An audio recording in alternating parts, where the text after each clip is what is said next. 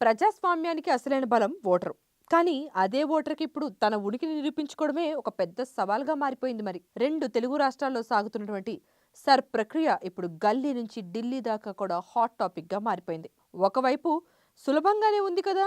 చేస్తున్నామంటూ ఎన్నికల సంఘం చెబుతున్నటువంటి మాటలకు, మరోవైపు క్షేత్రస్థాయిలో సామాన్యులు అనిపిస్తున్నటువంటి ఇబ్బందులకు అసలు పొంతనే లేకుండా పోయింది. అర్హులైన వారిని గుర్తించేందుకు రాజ్యాంగబద్ధంగా ఈసీ తీసుకుంటున్నటువంటి ఈ చర్యలు అధికారుల అత్యుత్సాహం, అవగాహన లోపం వల్ల ఓటర్ల పాలిట ఒక ప్రసహనంగా ఎలా మారాయో ఇప్పుడు పొలిటికో స్పెషల్ స్టోరీలో చూద్దాం రండి. దేశ చరిత్రలోనే 1952 నుంచి 2004 వరకు దాదాపు 13 సార్లు ఇటువంటి ఓటర్ల జాబితా సవరణ ప్రక్రియలు ఎన్నో జరిగాయి. 2002, 2003 కాలంలో కూడా ఎలాంటి శబ్దం లేకుండానే ఈ ప్రక్రియ నిశ్శబ్దంగా ముగిసిపోయింది. కానీ ప్రస్తుతం వివాదం మాత్రం సరికొత్త పుంతలు తొక్కుతోంది.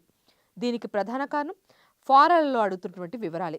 ఒక సాధారణ పౌరుడు తన పేరు, పుట్టిన తేదీ, ఆధార్, కుటుంబ సభ్యుల వివరాలు ఇవ్వడం వరకు బాగానే ఉంటుంది. కానీ ఆ నిబంధనలోని రెండో భాగమే ఇప్పుడు అసలు చిక్కు తెచ్చిపెడుతోంది. గత 23 ఏళ్లుగా తాము భారతదేశంలోనే నివసిస్తున్నట్లు నిరూపించుకునే క్రమంలో ఏకంగా 2002 నాటి ఓటర్ల జాబితా వివరాలను సమర్పించాల్సి రావడం ఓటర్లకు శరాఘాతంగా మారింది మరి. 2 దశాబ్దాల క్రితం నాటి పోలింగ్ కేంద్రాల వివరాలు, నియోజకవర్గాల మార్పులు నేపథ్యంలో నాటి గుర్తింపు కార్డులను వెతుక్కోవడం ఓటర్లకు బ్రహ్మ పదార్థంగా మారిపోయింది. నిరక్షరాస్యుల మాటేమో కానీ విద్యావంతులు సైతం ఈ ఆన్లైన్ ఎన్యూమరేషన్ ఫారాలను నింపలేక తలలు పట్టుకుంటున్నారు. వీటికి తోడు క్షేత్రస్థాయిలో విధులు నిర్వహించాల్సినటువంటి బిఎల్ఓలు అంటే బూత్ లెవెల్ అధికారులు అవగాహన రాహిత్యంతో చేతులు కూడా ఎత్తేస్తున్నారు.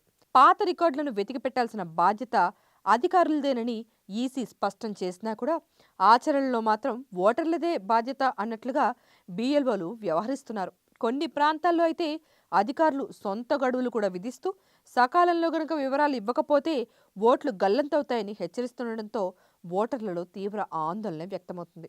ఓవైపు ఈసీ అంతా సజావుగానే సాగుతుందని లెక్కలు చెబుతుంటే, మరోవైపు గడువులోగా ఈ సర్వే పూర్తవుతుందా లేదా అనే రాజకీయ పార్టీల అనుమానాలు వ్యక్తం చేస్తున్నాయి.